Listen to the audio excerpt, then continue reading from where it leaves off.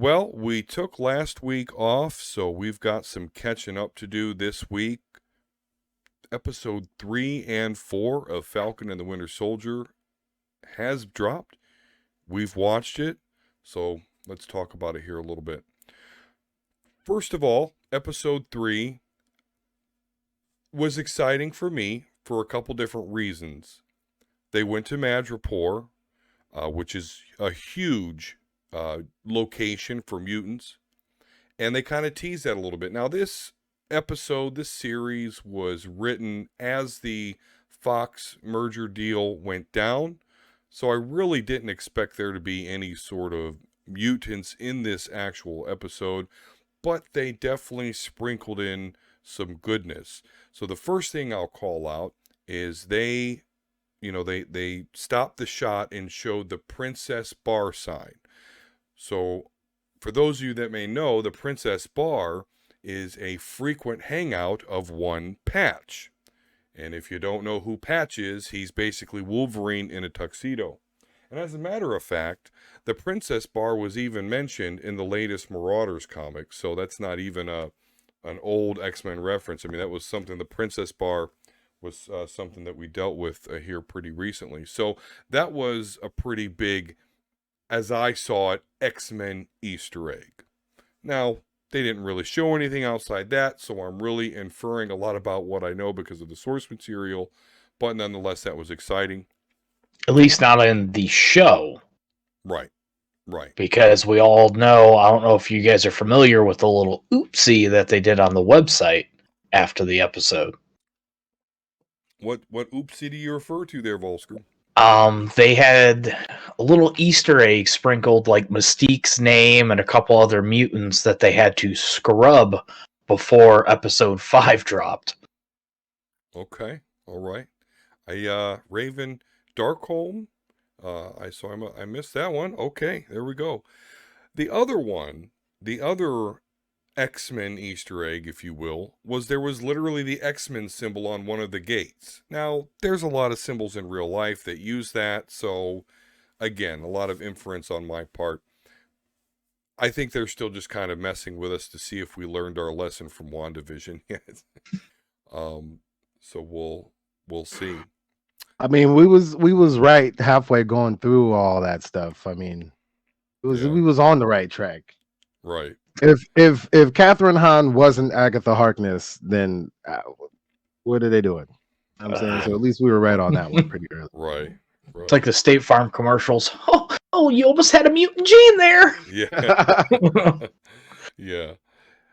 Aside from that, they talked about Latvia, so they're kind of like dancing around the Doctor Doom thing too. So, and I'm sure that at this point, I'm convinced it's all just to kind of mess with us because they know how much us nerds like to speculate and, predict our things. On the Latvia point, especially when we talk about episode 4, I don't know, man. I think that is a cue that where phase 4, I guess phase 5 is gonna go is a Secret Wars type of Doctor Doom, Fantastic Four led, type of universe. So yeah, I get what you mean about, and even when it comes to WandaVision, I think there's a lot of things in WandaVision that were Easter eggs for when that movie comes out. So I think we're right. I don't think they're trying to teach us a lesson. I think they're trying to world build and set up the next few phases of this franchise.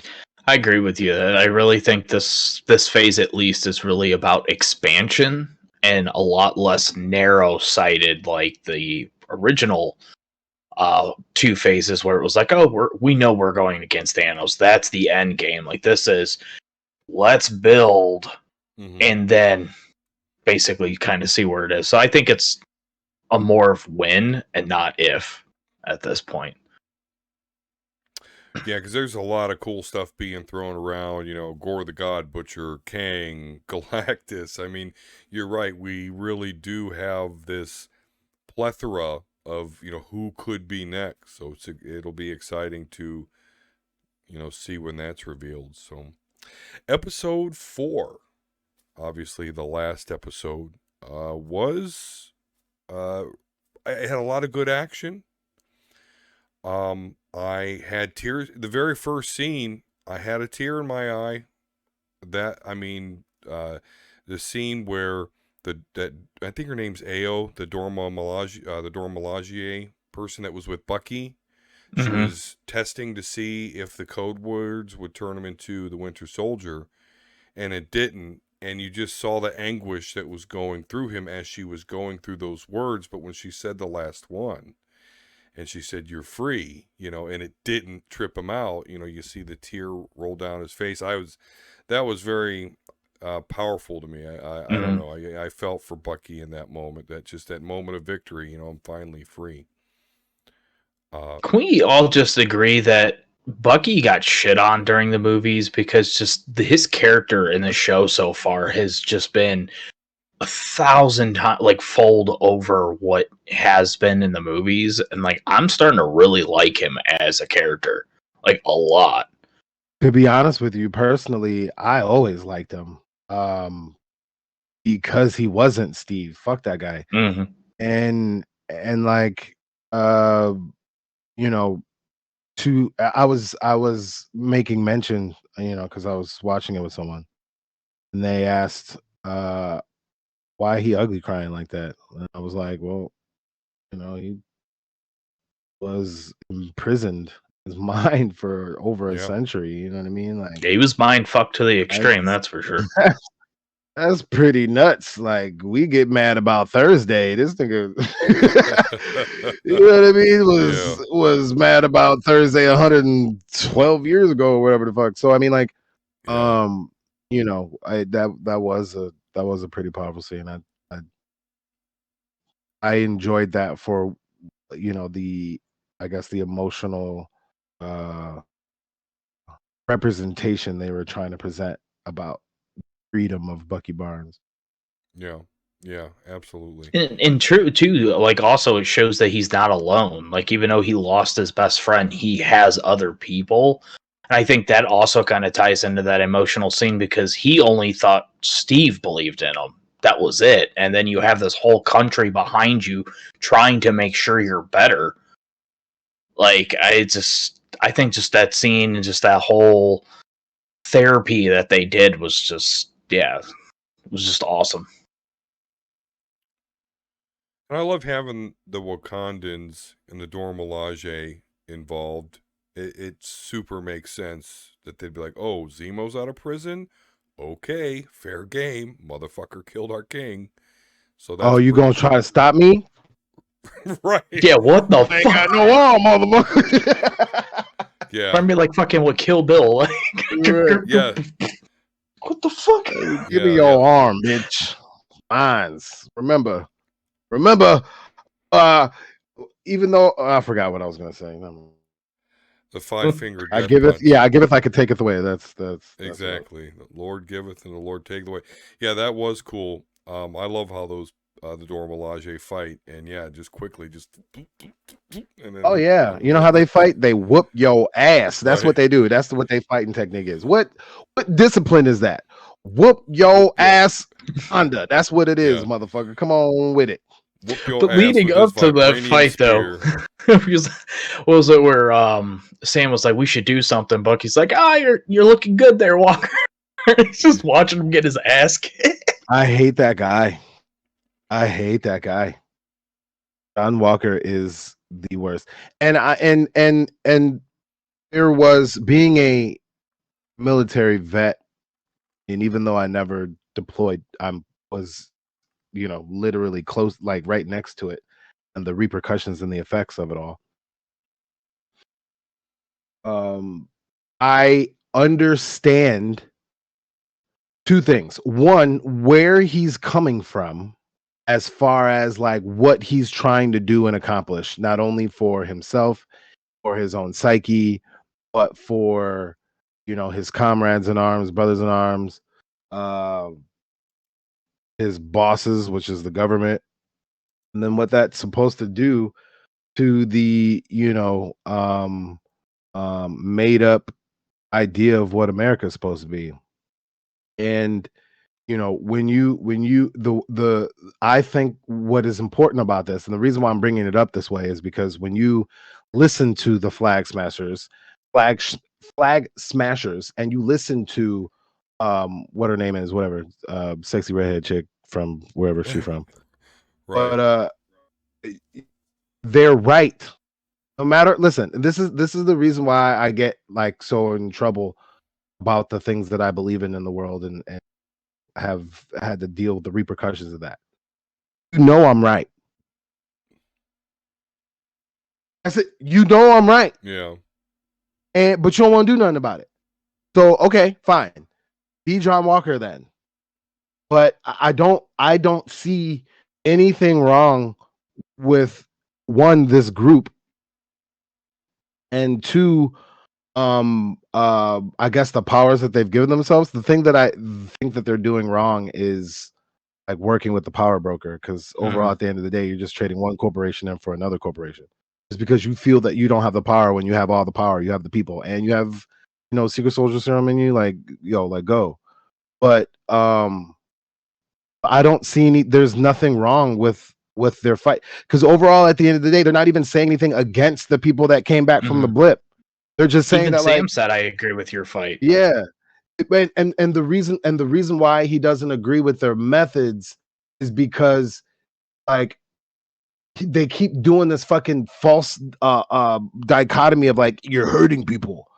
What the fuck is GRC doing, bro? It's worse than what the Flag Smashers are doing.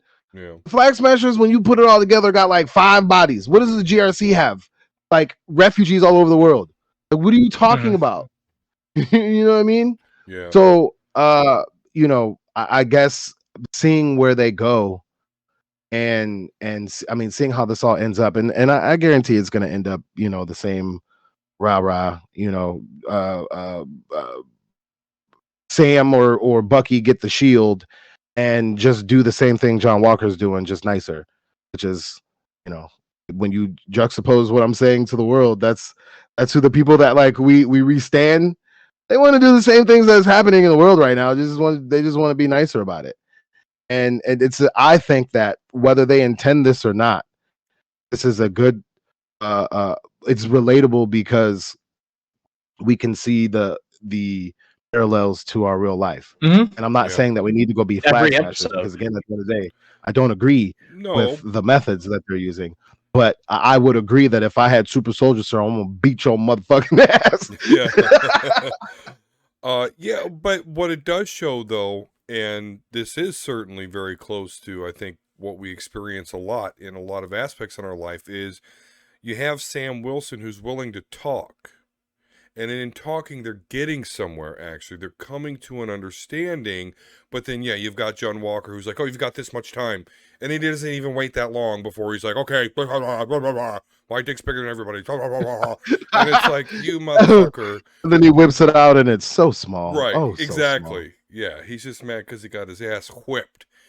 I'll tell you what, though. I appreciate, and I kind of, and I should have touched base on this maybe when we were talking about episode 3, but I appreciate Zemo, to be honest with you. I like this character. Oh, I love him. Like, he steals every scene he's in. It's insane. Was Zemo actually bad? That's the cool question. Right. It was just revenge because his family was murdered, right? What? It was just revenge because his family got murdered, wasn't it? Yeah, but I mean, but he is royalty, so there's a little more to it than that. But yeah, he's a rich privileged dude who's got a vendetta against the super. But I get where he's coming from. And I get his how he feels that he is righteous. But the problem with Zemo is he only cares about himself when it's all said and done. And that is basically, especially in the Marvel universe, all you really need to do to actually truly be a villain. Mm-hmm. Yeah. He gets some wicked dance moves, though. That's funny. They released the full version of his dance, which is kind of hilarious because I was on Superhero Speak this week, It recorded on Wednesday, and it actually came or whatever. But on the recording, I called for the full Snyder cut version of this dance, and the next day we got it, which was pretty amusing. But other than that, what I like about Zemo is he has conviction. I'm attracted to people that have conviction, even if what they're saying goes against the grain, or even if what they're going to do isn't nice. But they say no. This is who I am. This is what I'm going to do. And I love the fact that in episode 3, once they found the dude that made the serum, pop, pop, pop, pop, pop. Once there was super serum all over the floor in episode 4. And I'm like, are you going to take one of these? Like, is this how you... Nope. Of course that bitch ass dude did. Oh, no, not Zemo. Oh, no. But... Not Zemo, but yeah, the one he didn't get... Of course, John Walker gets, and he obviously takes it because you see he throws the shield. It goes like halfway into the wall. Bends the pipe. Yeah. And then, of course, Battlestar gets killed, his partner. And then he just goes like on a murder rampage. Yeah, we're definitely not missing him too much there. But that was a crazy scene, though, that shows us exactly why he's not Captain America. Because here he is, broad daylight, beating somebody to death with the shield while people are filming, taking pictures. And it's like, okay. Dude, the fucking ending scene is so iconic for so many fucking reasons. Like, you just look at the shield covered in blood. Yeah. It literally is just a metaphor to how the United States always gets their hands dirty. Mm-hmm. Like, it's fucking insane. I was gonna say, like, what that's representative to me is not so. The thing that makes me hate the character John Walker is not so much John Walker. It's what John Walker, one, feels that he has to represent, and two, is following orders to represent. So overall, you think he's going to get in trouble for killing that dude? No, he's going to get a commendation for killing that dude. And overall, and again, no matter how you view this group, like, okay, yeah, they got a couple bodies on them, so there's some justice that needs to be served, but not that's not justice. That wasn't justice. That was murder. You know what I'm saying? Yep. And it's crazy too, because remember that guy a couple scenes prior to that was saying how he looked up, like the Flag Smasher looked up to Captain America because what he believed in and what he stood for. Right. And to your point, John Walker's not being himself. He's trying to shoehorn himself into what people want him to be. Right. And this is just that fucking ending scene was nuts. Yep. That was like Homelander mowing down all those people and you not knowing it was a daydream till the scene switches. Like, still to this day, every time I see that shit, like I saw it on a commercial or something, or like a promo. Fuck, dude, that gets me. That one threw me for a loop. Was he at a conference and he was on the stage and then all of a sudden cuts back? It was like a rally or a protest or something. Or no, it was a rally. It was a rally, and he was supposed to show up with a congresswoman or whatever, and they were saying some shit, and he. Yeah. I mean, it was almost. I wouldn't say it was to that level because it was just one guy. But what it was supposed to represent was that sort of feeling, you know what I mean? And this is why you don't give super soldier serum to everybody, you know what I mean? And again, overall at the end of the day, that's what her name is, Carly. The only flag smasher that really has blood on her hands is Carly. And Carly even said when they did the one explosion, we have to speak to them in the only language that they understand. And so this is the part that pisses me off when you're like, oh, but you're killing people. Okay. I fucking hate that point on whether it be in media or whether it be in real life. I'm not the one murdering people. Like, for real, in mass, millions annually. I'm not the one doing that. Okay. So if a couple of the people who are doing that, or the representatives or the family or whatever, some of the people, like, it's sad, but do not, you want to do a comparison? Like, if you truly want to do a comparison, you're going to look dumb. And so if that is what, the quote unquote good side does in order to be the quote unquote good guys, then what do you think the bad guys got to do in order for them to quote unquote to show that they're not playing around, they're not going to take it anymore? We were supposed to tickle fight. We were supposed to like, Right. no, this is not a game. Y'all don't make it a game. So not you guys, but like, y'all don't make it a game, but so we can't make it a game, especially when we're trying to, assert our sovereignty onto the world. So especially when, oh, everybody's gone here, have this house, live in this area, da da da da da. Well, everybody came back. All right, fuck you then. This is you back to the streets. Like, come on, man. Nobody's gonna take that shit. And the fact that John Walker is so animate about stomping this without trying to have some sort of compromise, like Sam, and everybody misplacing Carly's threats. It's so hilarious how they misplace her threats every single time.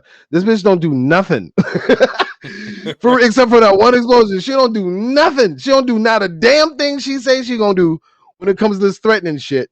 Y'all acting like for the show not being one of my favorites. It really gets me going.